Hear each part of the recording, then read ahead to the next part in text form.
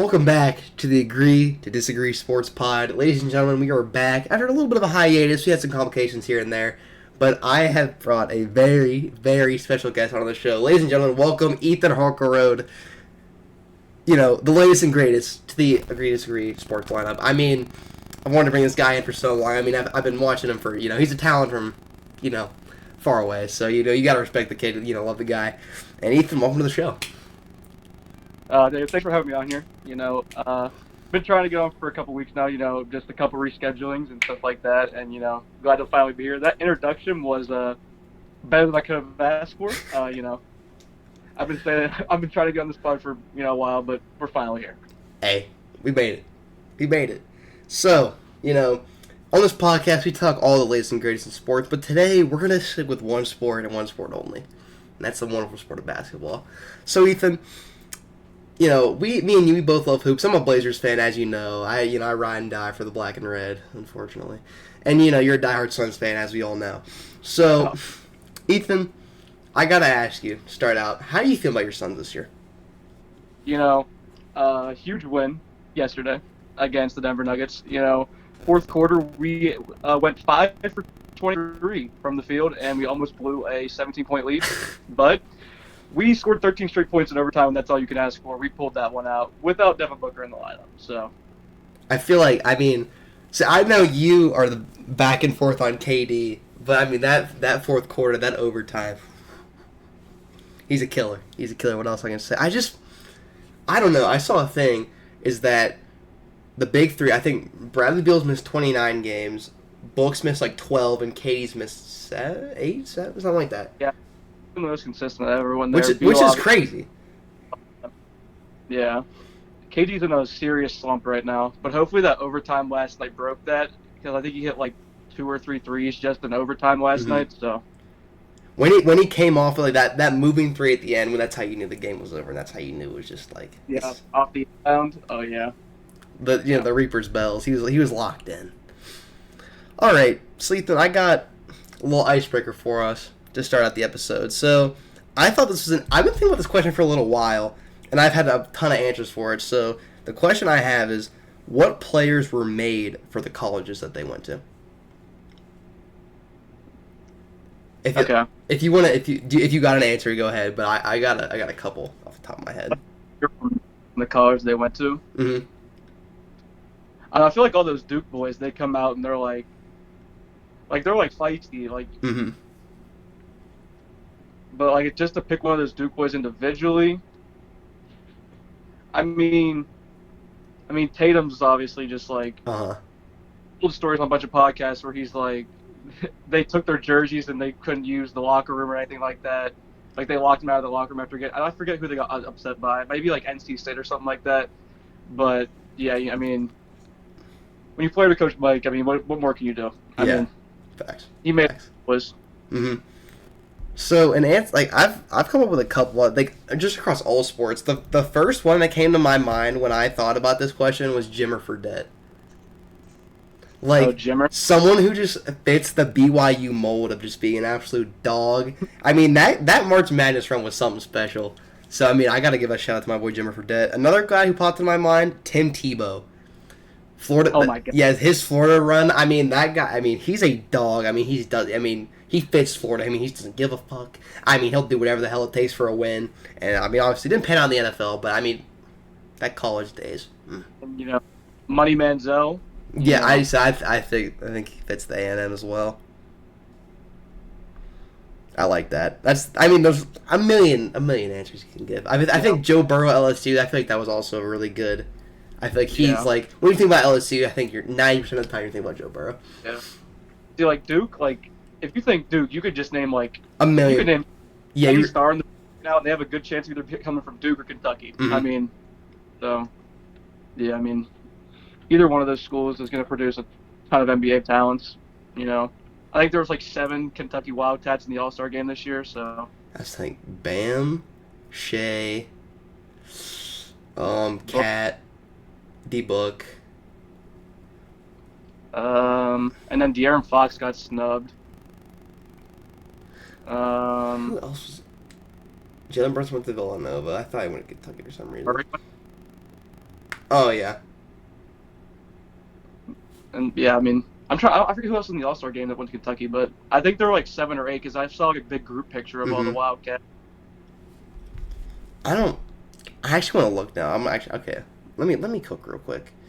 Where's my Safari? Hold Ebook Shea, AD, Cat, Bam.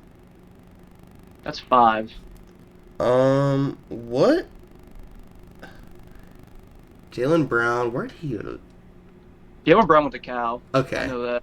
Okay, that's what I didn't think he went to Kentucky. Let me check this.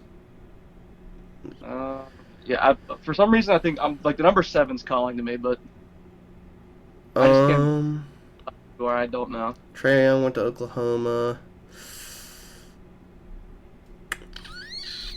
Can I see like the box score for this shit?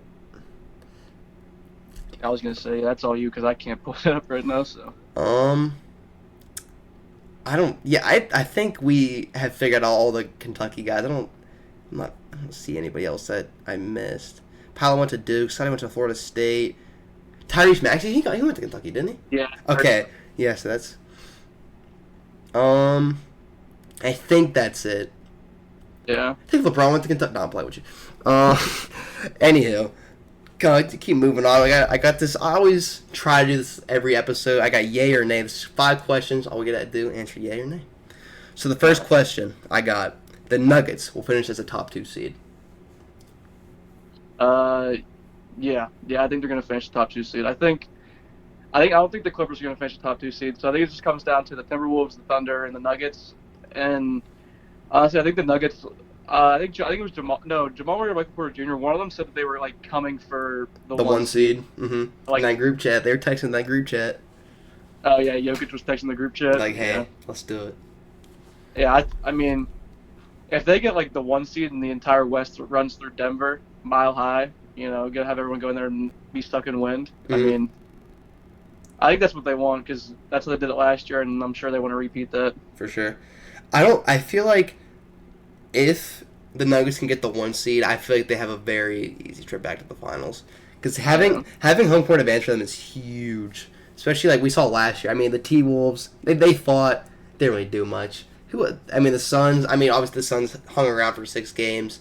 But I'm very, And then, who they play in the conference finals? The Lakers. The Lakers. They swept them in 4, so, yeah. I mean, I think the 1 seed could be dangerous, though, because I think the Clippers are going to stay packed at 4. Mm-hmm. So you're either going to play. You're most likely going to play the Clippers in the second round. If they're healthy, then I think that might. Put up yeah. Guard Jokic on that Clipper team, but who's really going to guard Kawhi, Paul George, Harden? Mm-hmm. Even Russ coming off the bench. If Russ has a game off the bench, I feel like that'll give the Clippers up for sure a win. Mm-hmm. Can't do it. Looking at the Nuggets schedule, they play. Looking at the playoff teams they'll play the Celtics, the Heat, the Mavs, the T-Wolves, the Knicks, and the Suns, and the T-Wolves and the Cavs. So, they do have a tough schedule, but, obviously we know that this is a championship caliber team, so I feel like finishing in the top 2 is realistic, but either of these games against the T-Wolves, if they drop either of them, that might be kind of a deciding factor. I'm not really sure, but I'd have to agree with you. I'd have to say that they finish inside the top 2. All right. Next question here. This is kind of just like a stupid one that I thought of, but I'd have to answer no to this one. I said anyone other than Rudy Gobert will win DPOY. No, I don't think so. He's had that locked up since like week 2. Mm-hmm. It feels like. Wemby's putting on a hell of a performance, but like, I think that he started like kind of midway through the season when Gobert already had it locked up week 2. You can't really make up that much ground because Gobert's still going to defend at a really high level. Mm-hmm. They're just filling that gap's just going to be way too hard to do in the last like 25 games. For sure. And the T-Wolves have, I think they have a better defensive rating than the Celtics. I think they let up less points per game than the Celtics do, and obviously the Celtics are the best team in ball right now. So that combo. Rudy Gobert. I think this is what they were looking for when they traded for him. Obviously giving up 5, 6, 7 first round picks for a center isn't exactly what you're looking for, but when you get this kind of return, this is what if they make it no one's really gonna bat an eye until like they get bounced, and he eventually either like they run it back and they keep getting bounced over and over, or they move on or something like that. But then they're gonna be like, okay, we gave up 7 first-round picks for a Western Conference Finals appearance. Yeah. If that. All right. Third question: the Thunder will win an NBA title within the next 3 to 5 years. Yeah, I think so. I'd have to agree. Because you got to think they're going to get a playoff experience this year, and you got to think they're at least going to. I mean, unless they get like a bad matchup in the first round, you got to at least think they're going to make it to the semifinals. I think their floor might be the semifinals. I think I still am going to take them over like teams like the Warriors, like the Kings, the Lakers. I don't know. It's just the Lakers, and they always figure it out. Yeah, they always playoff time. I think the Mavs could be a bad matchup for them. I mean, just because Derek Lively, I mean, he crashes the glass, and the Thunder don't really have like a big man to do that. But in the next 5 years, this is only like technically year 1 yet, and Jay's only like 24, I think. 25, yeah, 24, 25 at that. But they're going to be so much. I think I would even say in the next 2 to 3 years, they might win a championship. I could agree. I mean, just thinking like you have Shea who will get you 31 points a night. You have J-Dub, who I guess who's evolved into this 20 point per game scorer. You have Josh Giddey, who's, he's versatile. Yeah, yeah. So. And then you have first round picks that you can go get another person. Yeah, if they really wanted to. Yeah. I like that. So yeah, I'd have to agree. 3 to 5 years, 2 to 3 years. I mean, we could see. I mean, the Celtics are gonna have. So. Yeah, for sure. So I got, before going to college basketball, UConn has a real chance to repeat. Yeah, I think they could. I mean, Tennessee, I really like Tennessee. I'm not going to lie. Dalton Connect. He's dirty. That man, he could shoot you out of the tournament. If he hits like 6 or 7 threes in the game. Yeah, you're done. You're done. There's not many people in the country that can match 6 or 7 threes in the game. But, I mean, UConn's UConn. I mean, they're always going to have a chance. Depends on matchup-wise. I mean, I like Houston a lot, too. Houston's really good defensively, so... Depends. I tell you what, though. I feel like UConn is they're just such a deep team. And if I feel like even, like, playing that, like, them being, like, a 4 to 5 might give them a better chance than being, like, a 1 or 2. Yeah, I mean...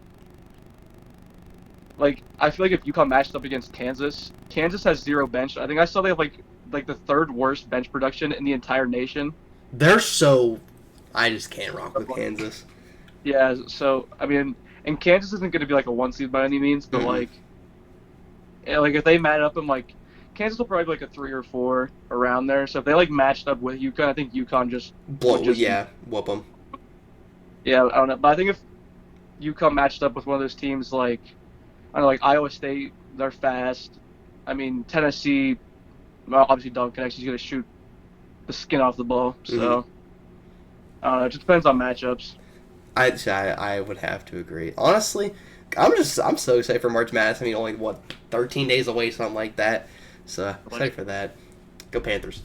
So, 5th and final question.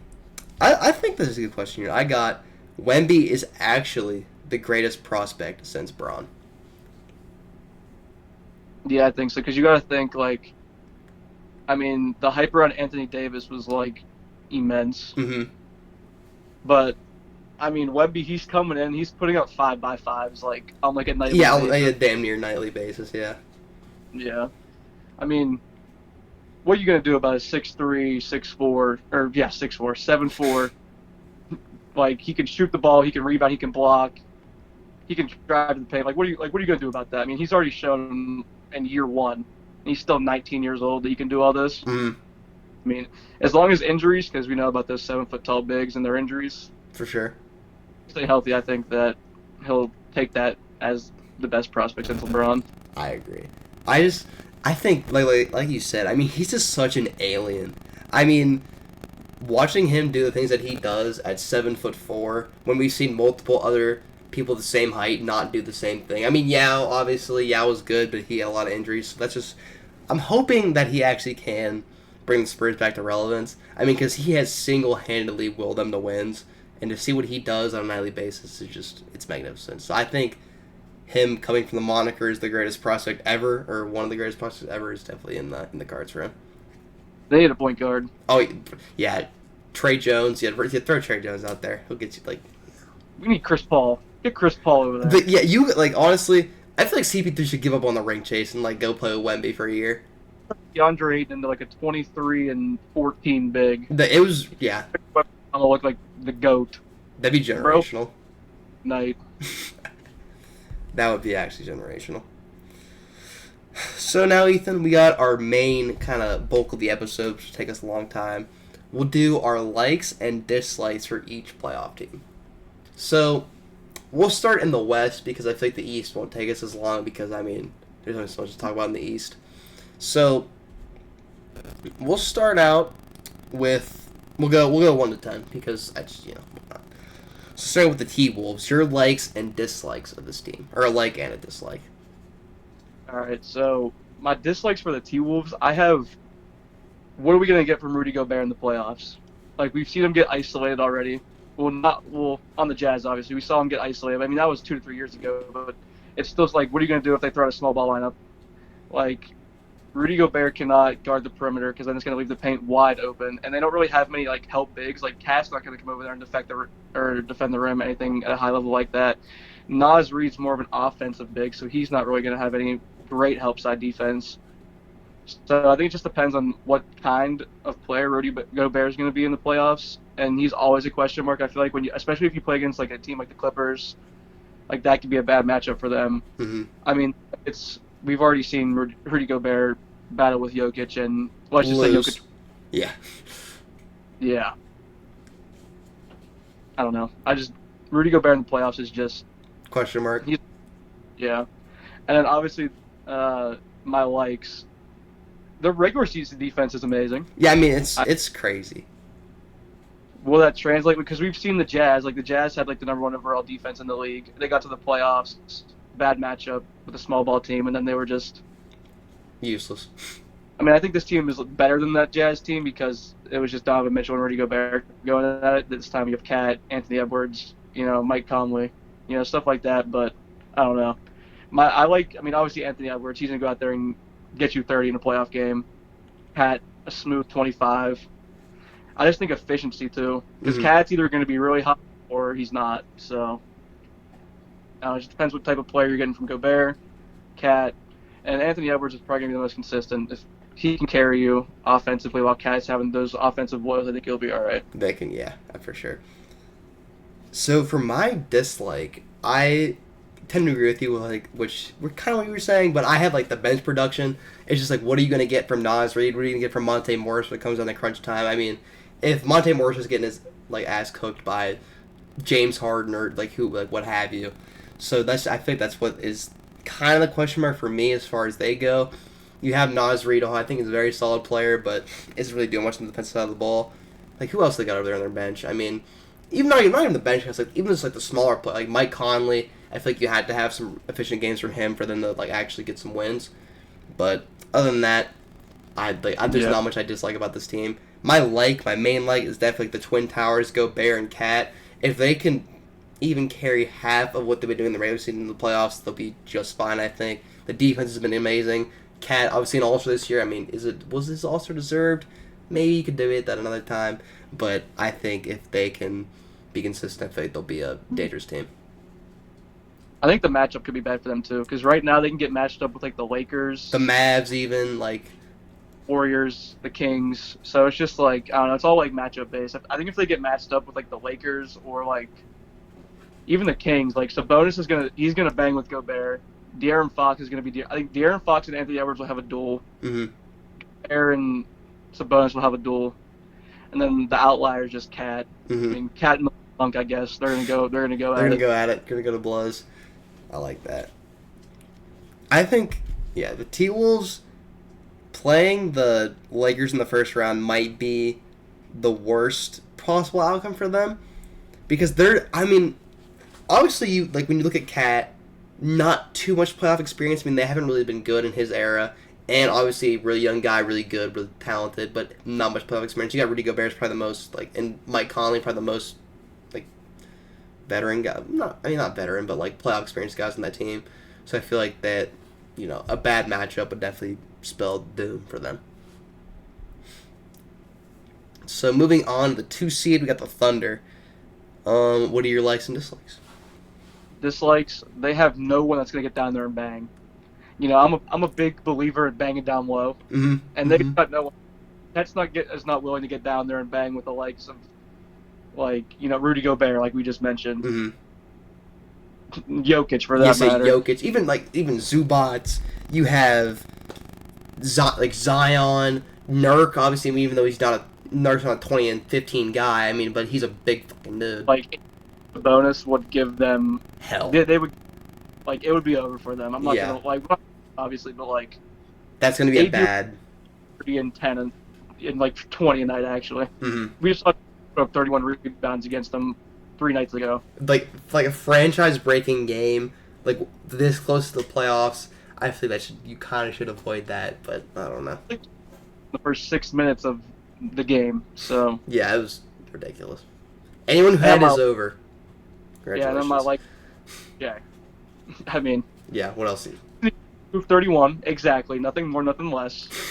And then J-Dub obviously he's like the perfect guy next to Shea. He's gonna let him get his, but when he knows, like, he's in the fourth quarter, he's really efficient. They seem to go to J-Dub a lot more in the fourth quarter. Like when I was watching that Suns game, J-Dub was the guy that was really getting down the hill, getting to the basket for everybody else. It's just that size. I just don't know if they have someone that's gonna get down there and, like, bang. They have Bismack Biyombo, which is crazy. Suns legend. Yeah, Suns legend. But if he's getting minutes in a playoff series, then I don't know. So my dislike for the Thunder is just the playoff experience. You got no. They've lost in the play-in last year. You can count that as. It's experience in like a postseason type of setting. But obviously there was one game playing a for sure 7-game series against a veteran. Like they're gonna play. Yeah, like you said, the Kings. They might if they play the Lakers. I feel like that's definitely the worst possible matchup for them. Is the Lakers. Maybe the Mavs, because I don't really know who on that team is going to hold Derek Lively. And obviously you have Luka, who's just such an X factor. So the youth and like the inexperience is kind of just a question mark for me. But obviously you have Shea, you have J-Dub. Just the star power of the Thunder is something that needs to be recognized for any opposing team. So gotta give them the flowers. Now moving on, we have the Nuggets. Their bench is just compiled of just second year, third year, and even some rookies with Julian Strawther. I just don't will their bench be able to come in and give them valuable minutes when Jokic or Jamal Murray's off the floor? Because they're gonna have one of them on the floor at all times. It's just will they be able to rely on them for good shooting, good defense? Because obviously there's nothing wrong with the Nuggets starting lineup. They won a championship last year, but their bench is so depleted with Jeff Green leaving, Bruce Brown. It's just I don't know if I can rely on that bench down the stretch. I agree. It's good. And then my likes. In my opinion, they have the MVP of the league right now, Nikola Jokic. We've seen what he's done in the playoffs. In the regular season, he seems to just do it with ease. But in the playoffs, he'll go out there and get you 45 and 20 and 10 assists. If he really yeah. Down to it, he'll get you that. And obviously they have the championship. They have they have the experience, they have the know-how. Yeah, they've been there, done that with most of the core except for their bench, obviously. But yeah, that's why. The bench. It's just last night against the Suns. The bench just didn't do shit. Yeah. I think they showed a graphic during the game last night. With Jokic on the floor, they're a plus 22. Oh my god! With him, a minus 9, something like that. I don't know. It's something like that, but they're plus minus with him. Obviously he's the MVP of the league, so that's gonna happen. But I think that's a 25 plus minus gap. And if you're looking for a championship, is that what you're looking like? Is that a good sign? Probably not. Yeah. So my dislike, it's especially in the playoffs, I'd have to not.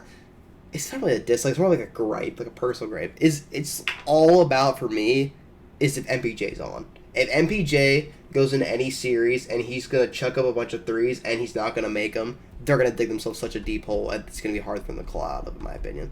I feel like that is not a. It'll be a deciding factor, not the deciding factor. So if MPJ's not on, I feel like that's kind of just the question mark for me as far as they go.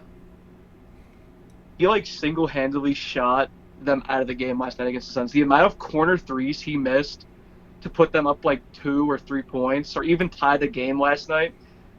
Like it was like MPJ open look, come down the floor. MPJ open look from the corner of that left wing. It was there every single time, and he just wasn't not. Yeah, he couldn't make it, and I mean that's so big. So my obviously, I mean, what else can you say? I mean, it's Nikola Jokic. I mean, is he my MVP this year? I really can't think of a case. I mean, I don't hate Jokic. I think he's a fantastic guy. I think he's one of the best players of all time already. I think you can kind of put him in that conversation of like one of the best bigs ever. I mean, he goes out and puts up 40, 15, and 10 like he's taking a piss. I mean, it's just that easy for him. So I have to give him his props. Jamal Murray, obviously another big. I mean, he's always there when it comes to playoff time. So, yeah, the star power of the Nuggets, huge for me. Gotta love him. Moving on to the number 4, we got the Clips, who just won against the Rockets, who somehow blew that lead. But yeah, right now I think it's health. I mean, we saw PG. He just came back, I think 2 games ago, with that knee soreness. You don't want that to linger at all. Russ obviously is out for I think 4 more weeks. Mm-hmm. And then Kawhi's he got injured in the last 2 playoff runs. So will he keep it that? Can they just get 1 playoff run of everyone healthy? Yeah. And then James Harden, like last year in the playoffs, we saw him 40 piece, like 8 points. Yeah, that 40 piece. That Celtics series was like, I don't know. If like he played in games like 1, 3, and 5, mm-hmm. and after that he just didn't really. If they're not getting a complete series from James Harden, it might be a bad spell for them. In my likes, it's playoff Kawhi Leonard. Mm-hmm. I mean, can you really ask for like many other people that are better in the playoffs than Kawhi? I mean, he turns into robot Kawhi in the playoffs. Like they would have beat my Suns in the playoffs last year if Kawhi was healthy. He came out and he smoked us. He put up like 45 points in game 1. And Russ, obviously, him and KD going head-to-head last year. It's just... And then Ty Lue. Ty Lue's, in my opinion, a top 3 coach in the league right now. Mm-hmm. Mm-hmm. And he can... Even if one of those guys go down, I feel like he can coach you into... A good... Yeah. Yeah. The thing with the Kawhi is he's such a matchup nightmare for literally anybody on both sides of the ball, and having that on your team is just like Kawhi he'll do a baby hook, it'll go in, he'll pull up his things water, like you know what I mean? It's crazy. Player on the other side of the floor. Mm. So my dislikes for the Clippers, I gotta say it's gotta be their bench as well. I think their bench is kind of questionable. I mean, if you're giving Amir Coffey some minutes, that's kind of just a problem for me. Who's their backup big? Is it still Mason Plumlee? It's Plumlee, right? So yeah, I mean, is Mason Plumlee the backup big on a championship caliber team? I don't know. Yeah. Maybe. I think he's all right. Yeah. Norman Powell is the only bright spot really for me. I mean, he'll come in and give you 20 points in a heartbeat. I mean, he's the definition of a microwave. If Norman Powell, he's hot. Like, it was, what game did they just play on national TV that he went crazy? I'm gonna look at this real quick while I keep talking. Huh? Was it the Bucks? That was their last national TV game. I think it was the Bucks. Speaking of the Bucks, they're down 11 to the Warriors right now. So Clippers, Norman Powell. He had 20. The T-Wolves. That's who it was. He had 24 points in 27 minutes. So I mean, yeah, Norman Powell definitely a huge factor if they want to be successful. And my likes, I feel like it's got to be James Harden and PG. I mean, because we know Kawhi going to step up. If you can get good games from James Harden and PG, I feel like the Clippers are going to be a nightmare for anybody. Yeah. They were already a nightmare last year with just Kawhi. Yeah, and just Russ. Well, for sure. Now moving on, we got let's see, the Pelicans. The Pelicans are in 5 right now. Damn. Yeah, I was gonna. They've been 5, and the Suns are still. I think the Suns are half a game back right now. They're a game back in 6. Okay. Yeah, and I don't know. I don't think the Pelicans really have a closer. Mm-hmm. I mean, Brandon, Zion. You got to decide who's gonna have the ball on the stretch. In my opinion, I think it should be Brandon Ingram because he has more of that shot making ability and the ability to create for himself while Zion just trying to get to the basket. Mm-hmm. But I mean, the Pelicans just can't seem to really close out games. They're either blowing someone out or they're getting blown out. And in those tight games that they are in, they seem to not really be able to pull them out. And then, I mean, they have one of the best benches in the league. I think that's my like for them. Their bench is really good. They have a lot of shooting and defense, which obviously is the recipe to win any series. Mm. So, but if those shooters aren't on, what are you gonna do? Facts. So, my like for the Pelicans, I'll start with my like first because I think that Trey Murphy III and Herb Jones, that the combo of those two, even you could throw CJ McCollum in there. I feel like everyone but if Zion and BI, because we know they're gonna get the ball and they're gonna do whatever. But if you can have effective games from Herb Jones, especially someone who's a versatile defender who can shoot the 3 ball a little bit, Trey Murphy III, who just had a huge game the other night. CJ McCollum, obviously, I mean, he's getting older, but he's still kind of effective. Obviously, one of the most creative players in the league, in my opinion. So I think if they can have good playoff games from them, they'll be a successful team. Dislikes, though, just the health of Zion, I guess. Because we know this is a very injury-prone team. We know B.I., Z, CJ's been out for a little while now, I think. So I think it's just the health. That's my concern. Yeah. I mean, you even have Jordan Hawkins come off that bench who can give you 4 threes in a hard. So, yeah, I mean they have the makings of a championship team. They have defense, they have star power, they have shooting. It's just can they put it all together? Facts. Now, Ethan, this is your time to shine. We got your Phoenix Suns. Are we gonna play basketball in the fourth quarter at all this year? One time, can we just play basketball in the fourth quarter? I saw a tweet that said, can we just name the fourth quarter overtime? Because then maybe the Suns will start to play basketball. Because we are the worst fourth quarter basketball team in decades. We're terrible.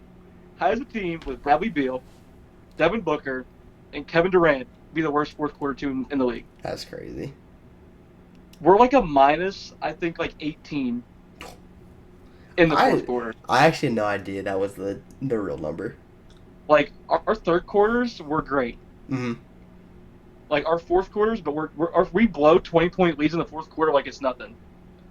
We'll be up 26 in the third quarter, and I'm sitting there well, we're gonna lose this game. Are we ever gonna? And obviously our bench, Eric Gordon, that's about it. I mean, Bulbul's there, I guess. Bulbul, I mean, if he's crazy, I don't know. Bulbul's question mark. Basketball that day, He's good. Yesterday against the Nuggets, he was great. Other days, he's terrible. I mean, my likes, Grayson Allen, and obviously the star power. I mean, Grayson Allen put up 20 points yesterday and hit 6 or 7 threes in the first half. He obviously cooled down the second half. I think he finished with 8 for 12 from 3. And then I need Kevin Durant to get out of this slump. Yeah. He's just shooting so inefficiently. He's still getting 30 points, which is great from the stat sheet, but if you're watching the game and seeing him play, it's just dribble to the mid-range, and then he's just clanking. Yeah. But he was really clutch yesterday, though. He shut me up because I was talking some shit on him yesterday. And then will Devin Booker come back? I mean, timely. They said at least 7 to 10 days. That ankle injury. We need him. I think the big three needs to play at least 15 games to finish the end of the season. Get the because chemistry. they've only 150 minutes. together this year. So D-Book. I don't even remember what game. What game did he even get injured in? I don't even remember. injured against the Rockets, we were down 10 with like a minute and 10 seconds left, and Frank Vogel had him in the game. I don't know why. He just had all our starters in down 10 with like a minute left. And he stepped on Royce O'Neal's ankle. That's also one of my likes too, Royce O'Neal. He's been great. He has been very effective coming into the trade deadline. So to segue off of what you were saying, my dislike for this team is Frank Vogel. I think he's a terrible coach in my opinion. I'm not really sure how he manages this team. Some of the lineups that he puts in sometimes just have me absolutely befuddled. So yeah, Saban Lee and Drew Eubanks were on the floor last night with 6 minutes left against the defending champs. What are we doing? While Bradley Beal's sitting pretty on the bench. Yeah, I don't know. We're up 3 with 6 minutes left or something like that. You think you put your stars in? I get that he just came back from that hamstring injury. He's on a minutes restriction. But when we're one game out of the play-in, or like half a game out of the play-in, every game matters. I don't care about the hamstring injury. He's going to be all right. If he's cleared to play an extra 6 more minutes. Yeah. So, my likes, I think, what you were saying. Grayson Allen is probably my biggest like because, I mean, that's not obvious, obviously. So, yeah, shooting 50% from 3 is going to win you a ton of basketball games. If he comes out hot, the playoffs will be an easier ride. So, not much to say about the Suns. Obviously, I think they're a really good team. I feel like I'd take their first 7 or 8 players healthy against any team. And, that's all I'm going to say. Now, moving to play-in, we got the Sacramento Kings.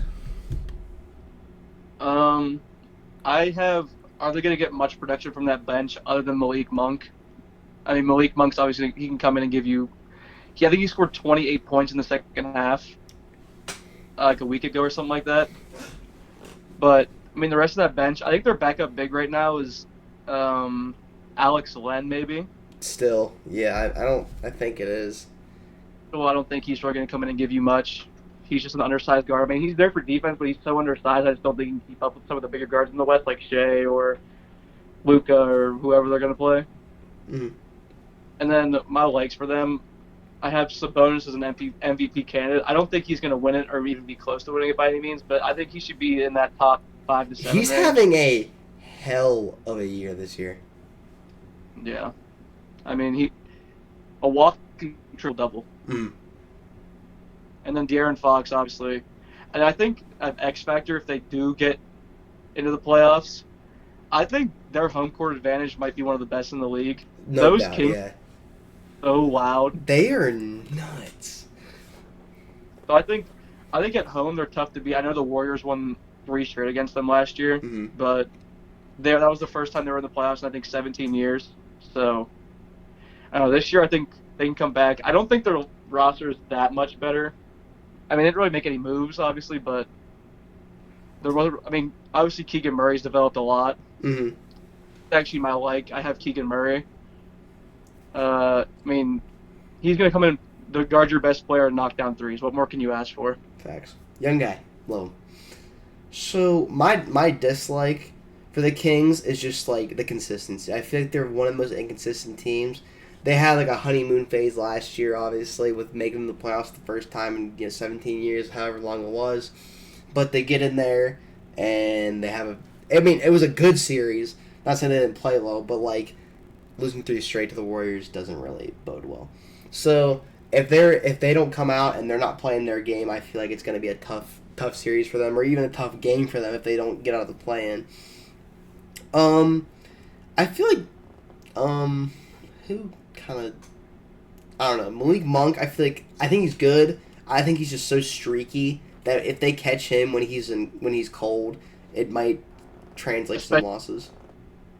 If he has a cold game in that playoff or in that play-in game, it's just like he might shoot. He has a very high chance of shooting them out of it. Yeah, but if the Kings get home court advantage in that play-in, because I think the Kings are going to stay in like the top end, so they're going to have 2 play-in games to try and obviously get to the 7 or 8 seed. But I think if they're home, I feel like they could easily get in. feeding off that crowd so well. It's just, I mean, light the beam, baby. But Light the beam. I mean, oh my God, there was a video. They were, I don't know who they were playing. They were away. I mean, you can just, there's so many Kings fans just screaming like the beam. Like, that is crazy passion from them. But my obviously, Domantas Sabonis. I mean, I think he's been extremely underrated this season. I think he got snubbed from the All-Star game. I think he deserved it over Cat, if I'm being honest with you. I think De'Aaron and Cat, De'Aaron and Sabonis deserved it. How are you top 5 in MVP voting and you don't make the All-Star game? Yeah, that's correct. It's literally just a popularity contest. It's ridiculous. Like, a walking triple-double, and they're like, the Big Perk. Yes. He dropped 60 in a loss against the Hornets, then we're like, yeah, it's because he lost there. So, now, off of memory, I think it is the Mavericks who are in 8. Yeah, Mavericks. Now, you had consistency for the Kings. I had consistency for the Mavericks. Mm-hmm. If I'm not mistaken, they lost yesterday. They to the Pacers, yeah. They were a 6-game win streak, like, before and then, like, right after the All-Star break. And now they've lost, I think, 3 straight. 3 straight. They lost to those Sixers, Celtics, and not Pacers. Like, the Celtics is acceptable. Mm-hmm. But the up Joel and the Pacers, I mean, the Pacers are a good team, but, like, I feel like, I mean, Luka put up, I mean, obviously Luka's going to put up a triple-double. Yeah. I just don't think you can lose that game to the Pacers. Like, especially when the Western Conference is this close, you just can't drop games like that to teams that are kind of, like, lower in tier. I mean, the Pacers are a good team, like I said, but they don't play defense, and you have Luka and Kyrie. Mm-hmm. So, and then I also have, is Daniel Gafford going to actually get, like, high-quality minutes? Like, he played a ton of minutes when they first brought him in. And now, I think last game he played, like, 15 minutes or something like that. And when I was watching him against, like, they beat the Suns right after All-Star break. When they played him, Daniel Gafford was a menace. He had, like, 4 blocks. His Mavericks debut was, like, crazy. When they brought him in, I thought it was like, damn, they won it all. Like, backup big for Luka. Mm-hmm. Block shots, get to the rim. He's like a Derek Lively, but just older. Mm. So, and then my like for them, you have Luka Doncic. I mean, what else can I... Nothing else to say. He single-handedly win you a series. Mm-hmm. His right alongside him is Kyrie, who's in his own right a hell of a playoff performer, like, as we know. So I think when they both come playoff time, I think they're going to be dangerous, obviously. I mean, it's Luka and Kyrie. Like, what better backcourt can you ask for? Mm. So, my biggest dislike for the Mavericks, I'm about to get on some hating shit. Tim Hardaway Jr., in my opinion, that is... Bench him now. Like, bench him now.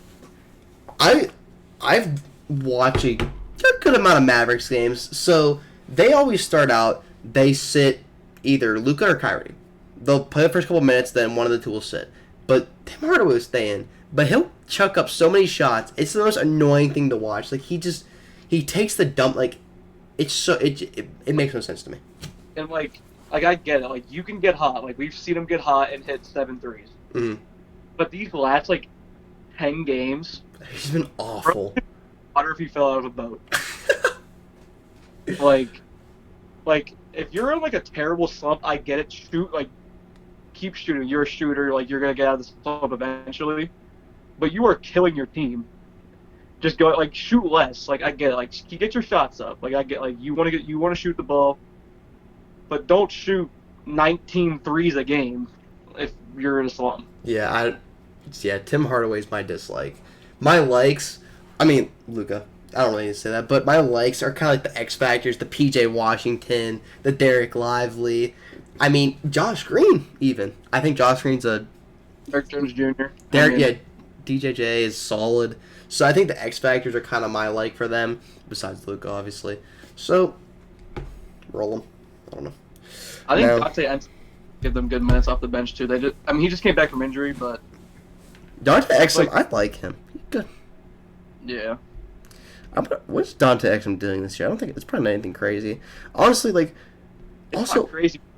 mean, what happened to Jaden Hardy? I feel like he must be injured since I think I never see him play anymore. yeah, I've seen the Mavericks. I've watched a decent amount of Mavericks games. I'm not gonna sit here and say I've sat down and watched every Mavericks game because I haven't. Mm. But games I have watched, I do not see him playing like at all. I don't know if he's hurt or he's just not getting minutes or what's going on there, but For all I know, because I have zero idea. yeah, for sure. Like I haven't heard his name or heard of him in months. Since last year when he was like going crazy when like I don't know. He's a mystery. But yeah, Mavericks, solid team. If they get in, I don't know. Luka might win them a series. If the Mavericks play the Thunder the first round, I wouldn't be hesitant to take them. So, I hate Jason Kidd as a coach. Oh my god. I think he is terrible. He used to be like the defensive, like he was the defensive minded coach coming in the league, and then now you just have whatever's going on. He is like Monty Williams. He watches the other team go on 16, 17-0 runs, and then when they ask him about it in the press conference, he says the exact same thing. He's like, "I'm just letting them play." I think an exact quote that he had one time was, "I'm just watching the game just like you guys are." Like, what are you doing? Yeah, you're a head coach. Yeah, I hate him as a coach, but yeah, I didn't think about his ass. I mean, goddamn. I mean, Luka has been fantastic, and the way he's like let Tim Hardaway shoot 15, 17 shots, let these other teams go on huge runs. The defense is not what it used to be. I mean, that's what they prided themselves on when they made that run to the conference finals, which playing good defense. And now they're what are they doing as far as like now they're they're not a great defensive team right now. And they traded away most of their defensive wings for Kyrie, but I mean DFS. I mean, it's not like DFS is gonna come in and like blow you away with his defense. Yeah, but it's lock down the best player, but yeah. Now we got the Los Angeles Lakers. Okay, so I'm just gonna be for real. I am a D1 Lakers hater. Yes. Yes, he is. But my dislikes, I'm gonna start off with Cam Reddish being your point of attack defender. What are we doing? He's shooting like 25% from the field. Yeah, you can let it fly. If you beat us, then shit, whatever. Yeah, good job. Yeah, like we'll let you have that game, unless you beat us in the play-in like that. Then it's like, fuck. You lost to Cam Reddish. That's going out sad. Yeah, and I just don't like their bench. I mean, you're getting like almost like zero production from that bench. And like on paper, that's a good ass bench. Like they have a good bench, and it's just not. They just don't do shit. Spencer Dinwiddie, he has the title of like a bucket getter, but this year he just cannot like. He can't shoot. No, and then like, I mean, if Austin Reeves turns to the Austin Reeves from last playoffs, I think the Lakers could be dangerous. I mean, my likes, you have LeBron James and Anthony Davis. Mm-hmm. I mean, AD is going to come in and give you a 25 and 13. LeBron is LeBron. I mean, he'll come in and will you. We just saw him hit like 7 threes, I think, like a week and a half ago. Yeah. If you even get like 1 or 2 LeBron games of him hitting like 5+ threes, I think the Lakers could be really dangerous. So yeah, my dislikes. We're talking about him. Darvin Ham. I think he might be the biggest fucking idiot to ever don the mantle of an NBA coach. I mean, I've seen Lakers fans celebrate like him putting in the right lineup. Like, congratulations, you fucking like dumbass. You played your best 5 players. Good fucking job. Like, I feel like I genuinely don't have like a compliment that I can give Darvin Ham. What am I supposed to like? You're a defensive-minded coach. My ass. My ass. The only reason your defense is like remotely where it is, you have an anchor of Anthony Davis, and he's like a walking top 15 to 12 defense. I mean, I don't know. Darvin Ham, Yeah, like you said, his bench rotations are awful. Like if you're running out a lineup out there of Spencer Dinwiddie, Torian Prince, Rui Hachimura, AD, and then Vanderbilt, Jared Vanderbilt, it's like Jesus. Yeah, it's rough. Um, Yeah, yeah, likes LeBron. I mean, this season the Lakers role players haven't been like doing as much as they normally would. No more like the Rui Hachimura and Austin Reeves magic has definitely went away. Will it come back in the playoffs? I mean, that's what if you're a Lakers fan, that's what you have to hope for. So yeah, and then we just have the Warriors left, right? yeah. So my dislikes: when's Wiggins going to come back, or is he even going to come back? Mm-hmm. We see it's like the second year in a row he's dealing with a death in the family. I think it is. Mm-hmm. I mean, it's not I like think you're his getting dad died. away, but he's at least going to give you some valuable minutes. But now that you have to put one of your bench guys in that starting lineup, and then the size, the Warriors never have size, Mm-hmm. but this year I think with all the bigs in the Western Conference this year, Anthony Davis, I mean Jokic, Nurk, Gobert. Sabonis. Yeah, I mean all these guys. I just don't know if the Warriors have the size because they're just going to give up so many offensive rebounds. And then I have will Draymond keep his head? He's prone to be suspended or get thrown out of games. Mm-hmm. I think he missed 15 games this year Yeah, for suspension and stuff like that. yeah. I don't know how many technical fouls he has right now, but I think it's if you get 16 technical fouls throughout the year, you have to miss a game. And he definitely missed the game for that shit too. He definitely it's crazy. And then their likes, I just have the cum bucket is a demon. Yeah, and then I have obviously Stephen Curry. He can give you 50, like we saw in the elimination game against the Kings last year. Hmm. And can they lock in defensively and stop fouling? That's their defense. This is word foul. this has got to be one of the most undisciplined Warrior teams I've seen in my life as a basketball fan. Yeah, all they do is foul. Like if you drive to the basket, you're gonna get fouled 70% of the time. Hmm. Because they don't have that true rim protector. They just have Draymond down there who's either gonna take your head off or gonna wrap you up and just send you to the line. And then when Draymond goes up the floor, they have Trace Jackson Davis coming in.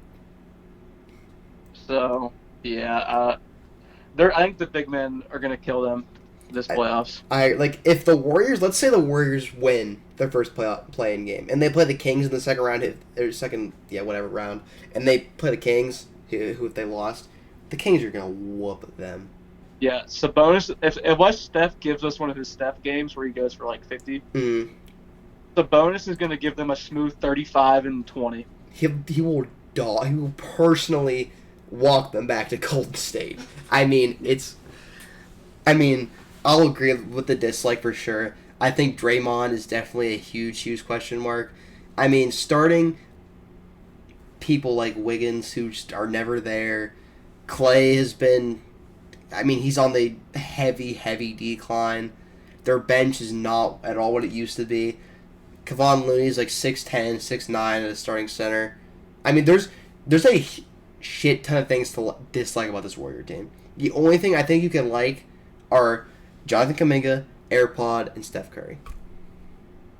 Yeah, AirPods have been really good for them. If he can stay consistent throughout the playoffs, I think he'll be that nice sigh of relief for Warriors fans. Because if Steph Curry comes off the floor, then you can put AirPods in. I mean, he's not going to run the floor by any means, but Chris Paul will be there to set him up and try and find some easy looks. And obviously, I mean, Chris Paul off the bench is going to get your guys where they're supposed to be, but I don't think their bench unit is going to have the firepower to keep up with some other people because Chris Paul's not really looking to score like that anymore. And I think him and Clay will be out there together for that bench unit because Steph will be on the bench. And then if Clay's not hitting, I think other teams can go on like 15 to like 2 runs against them because their defense is going to be good with Clay, AirPods, CP, Looney, and Jonathan Kuminga. So that's the Warriors. That's the Western Conference. That's a wrap on that. So now we'll talk about the Eastern Conference. I mean, the reason why I want to say this one first. I mean, for last is because there's not really much to say about these Eastern Conference teams. Half the Bulls and the Hawks in the play-in, they're both 6 games below 500. They both suck. They're both rebuilt. Like, they should rebuild. I mean, not much to talk about there, but we'll start at the top with the Boston Celtics. So, Ethan, what you got? They've been starting to do it more as of late, but are they going to get to the hoop? You think with the big bodies of Jaylen Brown, Jason Tatum, they'd get some rim pressure? No. They're either going to chuck threes and shoot 50 of them a game, or they're going to step into the mid-range. Pingus is never going to bang down low with you. I mean, he's a stretch big. And then Derek White and Drew Holiday aren't going to get to the rim either. Mm-hmm. They're going to play defense and shoot threes.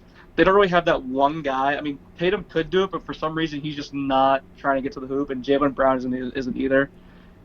And I think if they go cold in 1 or 2 playoff games, which you're prone to do when you shoot that many threes, that could be like a really big X factor in those games. And their likes, they have like 12 losses on the year, and we're like 65 games in. Mm. They have the best starting lineup in the league, and you could always have 2 or 3 of those guys on the floor at the same time. Like if Tatum goes out, you still have Brown, Holiday, and Porzingis out there, which is still going to keep them afloat. And then their bench isn't as bad as some of the other contenders. Like, I mean, you have shooting on that bench for sure. Mm-hmm. I mean, he'll come in and, I mean, he's just going to go, he's strictly offense, which I feel like you need on this team because that starting lineup is just so full of defensive guards. He's a guard that can come in and try and, give you some offense. But I don't know. I mean, Al Horford, is he really going to be the Al Horford of old? Mm. Like, is he going to come in and defend at a high level like he used to, or? Man, he's old. Yeah, I think he's like 38. I think now. Yeah, I think that's. And then my likes. I mean, it's just So I'm starting lineup. When they're hitting, they are hitting. Mm-hmm. I mean, Warriors by like 52. So my dislike for the Celtics, I don't really know. I've been trying to think about this for a little while now. I just can't really pinpoint anything. I think, the shot chucking. I feel like they're definitely they're very reliant on Jason Tatum especially. I mean, if his sidestep three's not going in, what the fuck is he doing? Jaylen Brown, I mean, he can be completely neutralized with his left hand. There's just some. I mean, it's like you can nitpick a ton of little things with them, but for me, I don't think there's anything I can really see that is just like a huge glaring issue for them. But my likes, the transition offense, I think is really good for the Celtics. I like that from them. Pingus, if he can be an X factor for them, that'll help their playoff run. Derek White, obviously, menace on both sides of the floor. All-star consideration for him. I mean, he's very good. So, a lot to like about these guys. Yeah. Moving on, who's in? I think the Bucks are in 2 right now for the East. Yeah. I mean, under Doc Rivers, I think their defense jumped to 5th in this stretch where they've been under Doc Rivers. They definitely jumped up a lot. But when it comes to playoff time, the game's going to slow down, and I still don't think they can guard the perimeter as much as people would hope. I mean, Dame's going to neutralize what he's going to give up with his offense. But Malik Beasley, he's going to try. He's damn sure going to try, but he's not going to succeed. I'll tell you that. The only good thing about not having a great perimeter is they make up for that exterior with their interior defense. Mm-hmm. Lopez are probably one of the best duos in defending the inside. I mean, Giannis, the help side defender, is the best help side defender in the league, in my opinion.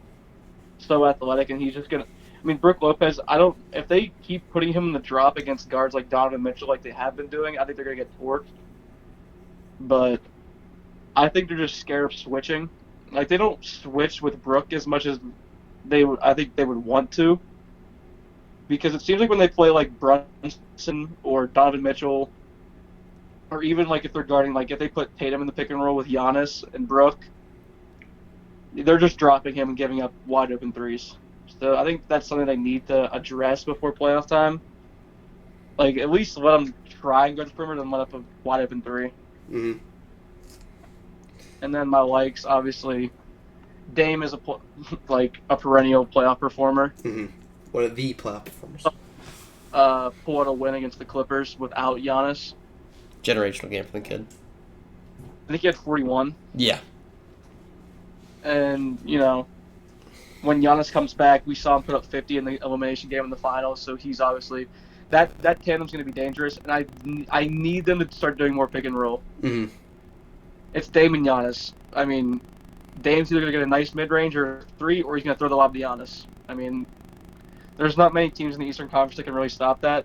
I think the best chance teams have is the Cavs with Evan Mobley and Jared Allen down low, and obviously the Heat have the Bucks number, so I don't know. I mean, the Bucks defense has been great on paper and statistically. It's just when the game slows down, will they have enough to stop those high-powered offense like the Celtics, the Knicks? Mm-hmm.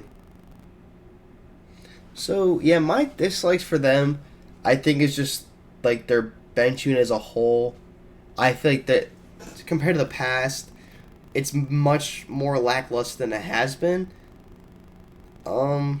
The defense, yeah, obviously, I mean, you have Brook Lopez, who's been kind of not really a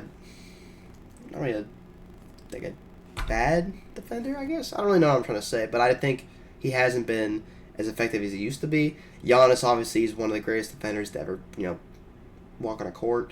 Dame, if people start going at him, it's not going to be, I mean, they have a lot of pinpoints, like a lot of points you can go out in that defense. So that is a big question for me. My likes, obviously, I mean, you have Giannis Antetokounmpo. I mean, not much else you can say about that.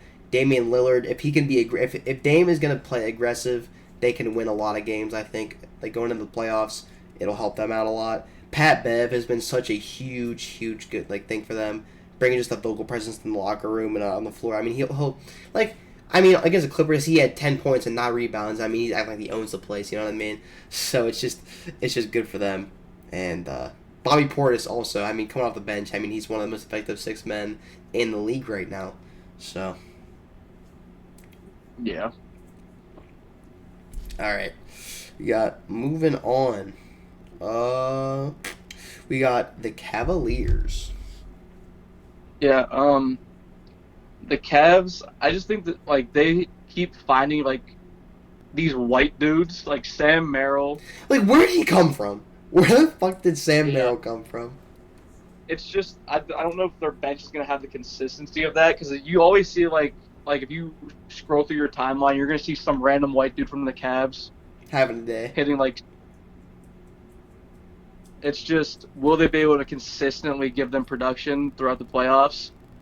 I have Karis LeVert. Is he gonna be Karis LeVert? Like, is he gonna be on or off? Like, if he's off, it's like the same thing as Tim Hardaway Jr. He's gonna either shoot you out of a game or he's gonna get hot and quick. Mm-hmm. And then I think that 3 position is a big question mark for them. I mean, they have Max Strus. Isaac Okoro. I mean, they have decent in-house options, but it's not really what you're looking for. Yeah, but my likes, they have the Twin Towers down there, Emob and Jared Allen. The only thing I don't like, their spacing, but I think they make up with that spacing for their defense, obviously. And then obviously Donovan Mitchell is going to do whatever and whenever he wants when he gets to the playoffs. He honestly should be, I think he's 8th in the MVP race right now. Which I feel like isn't really, I mean, the league is just so talented right now that there's so many people that need to be in the conversation. But I think 8 is low for Dono. Yeah, he's having a year for sure. I mean, when Garland and Allen were out, and even Evan Mobley, I think they were on like a 20 and 5 game stretch of their 22 games. Like it's they were close to that. Yeah, it's just, will their bench give them some type of production when it comes to playoff time, and will the lights be too bright? That's really what you had to worry about for the Cavs. So yeah, my dislikes, I think the spacing is definitely a little questionable. I mean, are players gonna freeze up like we saw them do last year? I mean, the Knicks, they walked into Cleveland. I mean, dog walked their asses. I mean, it was definitely impressive from the Knicks. But the Cavs have to worry about a couple of different things. The likes, obviously, You have Evan Mobley, I think, is one of the most underrated players in basketball, in my opinion. And I feel like he could definitely go out there and give them a huge game on both ends of the floor. Dono, obviously, I mean, I think proven one of the best performers of all time. And, yeah. I think, and you have, Darius Garland has to be healthy. Donovan, like, the backcourt has to be healthy or this team will not, like, even if one of them's out, I think it's, Yeah, because guard play to make up for Darius Garland's production, like, at all. Mm. Unless you move, like, Max Strus to the 2 and slide in Isaac Okoro to the 3, but even, I don't know. I don't like that at all. Like, as of late, because Donald's been out a couple games, and we've seen the Cavs have been kind of struggling. Obviously, a big win against the Celtics last night or whatever night that was. I think it was last night, but Dean Wade legacy game. Because they're down 26 going on the fourth quarter, and you have Dean Wade pulling like this out of his ass. I mean, you're not gonna get that every game, and if I think the health and the production of the guards is definitely a huge thing for them. Yeah, the Celtics took a page out of the Phoenix Suns book. Hell. Fourth, we got the Orlando Magic. Are they too young? And then, like, their core is so young, and, like, none of them have playoff experience. It's just, like, are they going to have, like, the Cavs of last year? Mm-hmm. Are Paolo and Franz and Markel all going to go in and fit the bed? Mm-hmm. And then who's going to be that lead guard that's going to step up? Because we see it now, like, the Magic, like, they distribute their guard play, like, between, like, 3 people. Mm-hmm. Who's really going to, like, clamp down that number 1, like, lead guard role on that team? They're so guard heavy. It's crazy. I mean, you have Gary Harris, Cole Anthony, Markelle Fultz, Anthony Black. I mean, there's so many options. Jalen Suggs. I mean, there's a bunch of people. Joe Ingles even. Yeah, it's just, yeah, like, I feel like Jalen Suggs has carved out a role as that, like, solid 2 guard. Mm-hmm. Like, he's going to come defend, he's going to knock down threes, but they just need that point guard. Like, who's going to come in and run that offense? Because I don't think Markel's that, like, it for them. Mm-hmm. And then, I mean, Joe Ingles, he's the veteran. Like, he's the veteran on that team, but is Joe Ingles really going to come in during playoffs and make that big of an impact? No. Like, he's not that, like, he's not a breathtaking leader. He's not anything crazy. I don't know. It's just, it's a huge question mark. Like, they're kind of small, too. Like, Wendell Carter at the center. Goga Badazzi. And Mo Wagner. Yeah, I mean, it's not a lot of size. Like, their point guard and their center play is what scares me come playoff time. Their wings are just, I think they have some of the best wings in basketball. Yeah, I mean, Franz, Paolo. Mm-hmm. I mean, Jalen Suggs, I feel like he's locked in that shooting guard spot. He's one of the best combo guards in the league right now. I think he's extremely underrated, but absolutely quintessential piece for this Magic team. So, yeah, I agree with you. Yeah, he bought into that role as, like, the pit bull for that team all year. I mean, yeah, being drafted 4th overall, I feel like he expected to be a little bit more. I feel like I expected a lot from him. I mean, watching him in college, I think he was a fantastic guard at Gonzaga. So, I mean, but I'm glad he's bought in now. He's struggling out the gates. Just, like, at Gonzaga, he was like a scorer, like, lead guard, and now as soon as he got to the league, he's now defense and off ball. Yeah, shoot a 3 here and there for sure. Yeah. So yeah, my dislikes, like you were saying, it's the playoff experience. The only person I think has real playoff experience on this team is like Markelle Fultz, and that was in the bubble. You know what I mean? Then that's not saying anything at all because they lost in 5 to the Bucks. So that's a huge question mark. What are your centers going to do? Because Goga Badazzi in the playoffs is a huge... that scares me. Wendell Carter, he going to hold it down. He's going to do what he does. But yeah, Goga Badazzi and Mo Wagner even. I think that's kind of a scary question mark for me. And yeah, like you said, just the surplus of guards. Like what? Like Markel Fultz, I feel like he's kind of mentally checked out of Orlando. I feel like both parties are kind of ready to move on. So I feel like he'll be on the move this offseason maybe. Gary Harris, obviously on a big contract, so I feel like he's kind of on his way out. Anthony Black, I just don't think he gets enough minutes. I mean, I think he's a very talented guy, but I just don't think he gets enough minutes where, like, and yeah, there's just a lot of question marks. Very young, but my likes, obviously, Paul Boncaro is just, he's a perennial, he's such a talent. One of the, like, I don't know, just what he does, he can shoot the three, he can mix it up if he wants to. I mean, he can make the pass. I mean, he's a good player. Yeah. Moving on to the 5th seed, I believe it's the Heat or the Knicks. It's the Knicks. Yeah, I mean, are they gonna get healthy? Mm-hmm. I mean, Randall on his shoulder. Their entire starting lineup. Yeah, Mitchell Robinson's done. I mean, I think they say he can come back like in the playoffs, maybe. Mm-hmm. But even then, it's still a question mark. Julius Randle on his shoulder. Jalen Brunson just hurt his knee. It was weird. I think he's only though, but 1 or 2 weeks now they could fall into the play-in. OG Anunoby injured. Mm-hmm. Oh, it's DiVincenzo and Josh Hart kind of steering the ship. And are they really going to keep you afloat for the next 2 weeks until Brunson comes back? And then I have written, like, who's their backup big right now? Who's going to fill in those backup big minutes for when Hardenstein's off the floor? Like, is Precious Achiuwa going to come in and give you those minutes? I do not think so. So, yeah, my dislikes, definitely the health. I mean, you're missing your entire starting lineup. It's really not good. 2 All-Stars. OG Anunoby, who, bought in at the trade deadline, gave up your 2 young kind of pieces. And OG's an amazing basketball player. I mean, like, watching him play for New York and then the disparity between him in New York and, like, in Toronto. I mean, it's just crazy to see what Toronto's like now without him. Julius Randle is obviously, like, it's kind of like, I'm not a huge fan of his, but, like, seeing him go out and, like, what the Knicks have done without him, it's kind of like, damn, okay, this guy's actually really that nice. Jalen Brunson's an absolute dog. One of the best guards in the league. Top 5, in my opinion. I think he's absolutely amazing. But, yeah, the dislike is definitely the health. That's a huge thing. And the like is they have one of the best benches in the league. Regardless of names, you have Alec Burks, who's been there before. Bojan is a proven player. He can go anywhere and do whatever the hell he wants. You have, I mean, iHeart is he's a solid big. You have a lot of good options.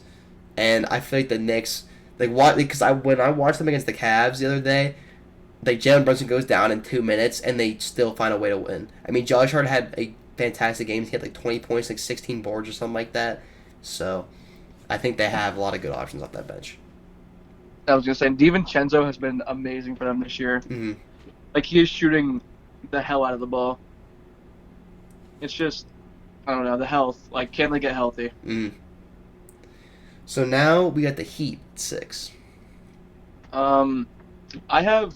Is Rozier really gonna like buy into his role?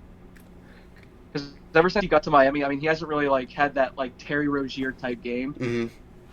Mm-hmm. Like you think of him as like a microwave scorer, like, but I think we're all waiting for him to like he's still obviously settling in. It's been only a couple weeks since the trade deadline, but I don't know. I just need him to buy into that role. And then I have like guards question mark. I mean, they have Tyler Hero, Terry Rozier, like I said, but I don't think either one of them are really like a point guard, like a general point guard. They need a floor general. Yeah, like Jimmy will run the offense and like play off Jimmy and everything like that. But will they have someone there to like set the table when Jimmy is like? Because teams are just gonna like everyone knows by now who playoff Jimmy is. Mm-hmm. And then my likes. I have Heat Culture, Spo, and Playoff Jimmy. So I mean Eric Spoelstra, he's the best coach in the league in my opinion. And I feel like he can coach you in like through a game. Like the Heat always have like these players that like no one knows, but they're gonna come in and. But they gonna do their role. They gonna do the thing. Yeah. I mean Jaime Jaquez. He was great to start the year, but kind of like slowed down.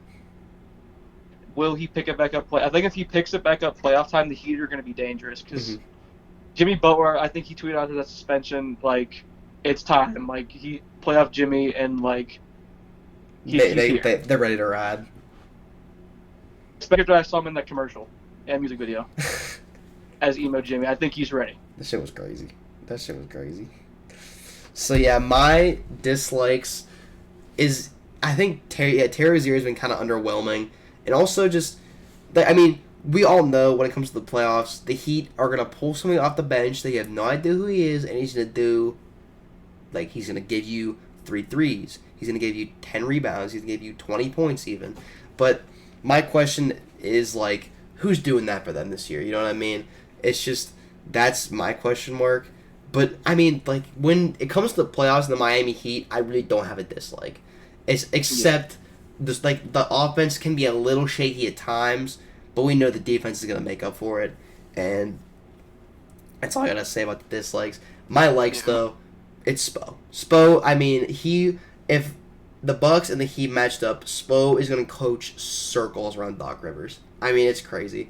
And obviously, playoff Jimmy. I mean, I don't know what, like, they inject into that dude's bloodstream when it comes to April and March, but it's ridiculous. So, yeah, that's my likes for the Miami Heat.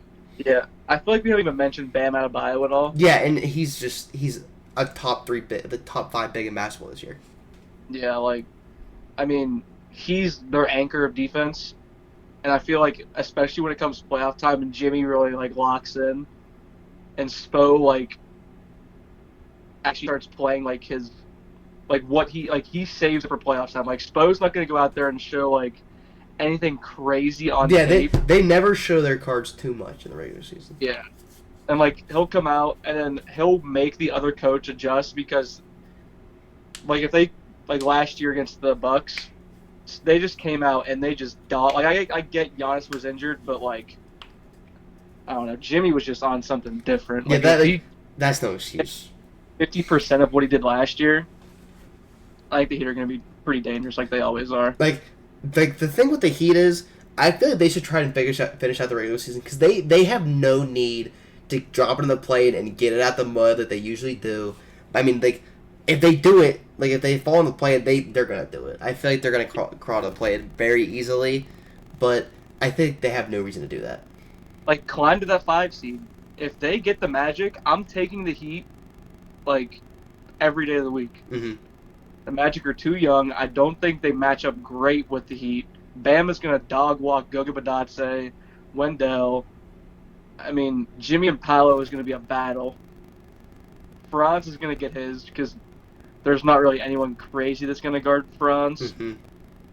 But I think the Heat is just going to be too much. Like, Duncan Robinson, if he's on, like the Heat shooting was last playoffs, then I don't see many teams around them. Like the Celtics, obviously, the Bucks, obviously, are going to give them trouble. The Cavs, but that first round, I think the Heat are going to be in a pretty good spot. If Tyler Hero can come back healthy and be effective, because I'm a big Tyler Hero believer, so I'm really hoping for the best for them. I just like the Heat. So yeah, moving on. Number 7, we got the Philadelphia 76ers. I saw Embiid potentially could be coming back the end of March, early April. What? Keep his ass out, man. He's going to come back and he's going to re-injure his Achilles, right? I think Achilles, meniscus, one of the two. Something like. Yeah. Back, like, it's only been like 2 or 3 months without, and he tore it. I think he tore the term was the flap. He tore his flap. Bird tore his flap. Which seems pretty detrimental to me. I'm no doctor, but if you tear your flap, then Just pack the hell up. Let's go. Yeah. Like, if you force him back and he gets re-injured, and he has to miss the start of next season, then you're just fucked. Like, what are you gonna? Because I mean, they have money this offseason, but like they can go out and sign one of those big names. But who's really left on the market? Mm-hmm. I mean, Paul George is gonna re-sign. Yeah. Kawhi already signed. Like, who are you gonna get? But like this, you're not bringing Harden back. I mean, like, it's just. Yeah. I mean, Tobias Harris has been my like though. Mm-hmm. The last like not even the last, but like once Embiid went out, Tobias Harris really stepped up defensively and offensively. He's getting his. His dad was tweeting out and like talking shit on Facebook or whatever he was talking on how Tobias Harris needs more shots, and he's getting them, and he's proving why he needed a little bit more shots. Mm-hmm. But he's my like right now, and I have as a dislike. Their bench is just they're old. Mm-hmm. Nick, but like actually no, not Nick Batum. That was last year. Like I think Evo Paul's 24. Mm-hmm. But I can't rely on anybody on that bench really. I mean Kelly Oubre, he's a bucket. He's solid. Yeah, he's solid. He even might be starting. I could see it. Yeah. Especially without Embiid, he might be starting. Mm-hmm. So, I guess for my like, I feel like the like is definitely Tyrese Maxey, and Toby. Yeah, Toby's solid. But I mean, when the Sixers reach the postseason, if I'm Nick Nurse, if I'm the Celtics, Jesus, if I'm the Sixers like upper management, I'm telling Tyrese, here's the keys, go have fun. We have no expectations. Our MVP's out. And if they force Embiid back, I'm gonna be pissed for there's no reason. Joel Embiid has nothing to prove to anybody by coming back and being injured and getting injured again. There's no point. So yeah, I think they should just give Tyrese and Toby the keys, let them go have fun, and let's just see. Let's see where it gets. Stranger things have happened. Yeah, we've seen the Heat go from the 8th seed and walking all the way to the finals. So yeah, it's not like they're rushing him back to be like the 3 seed. Mm-hmm. They're gonna either match up against the Celtics, the Bucks. If they jump a spot, they can match up against the Cavs. But even like, it's not like you're a high seed right now, and you're gonna cut you can dog walk that first series. You're playing one of the top contenders out of the East. Mm-hmm. So I just don't see a world where it's beneficial in any world to rush him back just to lose to the Celtics in 5 games. Yeah. My dislike would be just rushing Joel Embiid or some stupid shit like that. Yeah. So the last team we're talking about, the 8th seeded Indiana Pacers. Are they going to play defense at all? They had one of the best offenses in the league before the All-Star break, and now they're nowhere even close to the best offense. I don't think. I think they're 8th but their defense is one of the worst. So if you're not having the best offense and you have the worst defense, you're just not really. Yeah. Earlier in the season, when they had the number 1 offense and the worst defense, it was offsetting, and you knew it was going to be a shootout. But now that Tyrese Halliburton really just kind of hit a slump after that, I think it was his hamstring injury, mm-hmm. and then Pascal Siakam and Tyrese Halliburton still haven't really gelled together, at all. And then my likes, I like Andrew Nembhard. Mm-hmm. He's going to play hard for you. Tyrese Halliburton, obviously, but he hasn't really had a ton of playoff experience. Actually, I don't even know if he has any, to be honest. I don't think he. I said no with the Kings, and so for the Pacers, he doesn't have any. I think Pascal kind of makes up for the experience because he's obviously won a championship with the Raptors. Yeah. Obi Toppin's young. He has he has with the Knicks, but they are another team that lacks playoff experience from their main core of guys other than Pascal. So, defense combined with the lack of, exposure to those playoff offenses, I think it's if they're gonna right now they play the Celtics. Mm-hmm. I have Celtics in 5. Yeah, 4 maybe. Offense catches fire that one game, they're gonna steal it, and then the Celtics will take over. Yeah. So yeah, my dislike is definitely just the chemistry. I don't think like you said, they just haven't gelled yet. Tyrese Halliburton played so well off Buddy Hield, and I feel losing him kinda maybe made his game take a step back. Obviously, you acquired an all-star in Pascal Siakam, but just I think it's kind of hurt Tyrese's game. I think Miles Turner's been kind of underwhelming as one I think he's a good stretch big. I think he's a great defender, but I think I haven't gotten as much from him as you would have liked. But the likes, obviously, you have Tyrese Halliburton. You have solid pieces. They have a solid basketball team, but they just need to get there. That's the only thing. They just have to get there, and I think they'll be all right.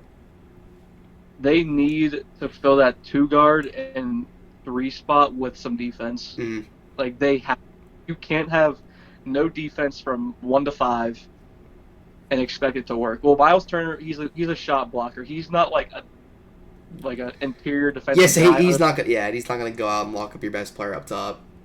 Yeah, like he can block shots, that's for sure. But it's not like he's gonna lock down in the post or like he doesn't want to bang down low. He wants to shoot threes and block shots. He's not gonna go in with a Bam. Even like he's not gonna mix it up with people like Paolo. Not gonna mix it up with the forwards like Giannis. He's not. Yeah, just Jaron Allen, Emo. I mean, there's a lot of you could say a lot of things for Miles Turner. So Miles Turner's best matchup is probably Porzingis because neither one of them really want to get in there and do the dirty work. But even then, the Celtics are going to lock you up with Tatum, Brown, Holiday, and White. So, I mean, I think the Pacers are going to get dog walked if they do end up facing the Celtics, if they even make the playoffs. Yeah. So, that is a wrap on talking likes and dislikes from our NBA playoff teams. Ethan, how'd you enjoy it? Now, first podcast, hopefully went well. I'm going to have to watch this back, watch the tape, one might say. Shout out Parker. Shout out Coach Deuce. Hopefully, they ask me back. Maybe Bones can join us. I'd like to hear some of his takes, but I enjoyed it. Hopefully, I'll be back soon. I say this was a solid podcast. I enjoy just sitting on here with one of my best friends, just talking hoops all night. I mean, it's just nothing brings me more joy. So I was either recording it or doing it and on Xbox. So. This is true. So, this has been. Oh no! Now you get to be a part of the iconic outro of A2D. So, my friends, this has been Agree to Disagree Sports Pod. Stay thirsty.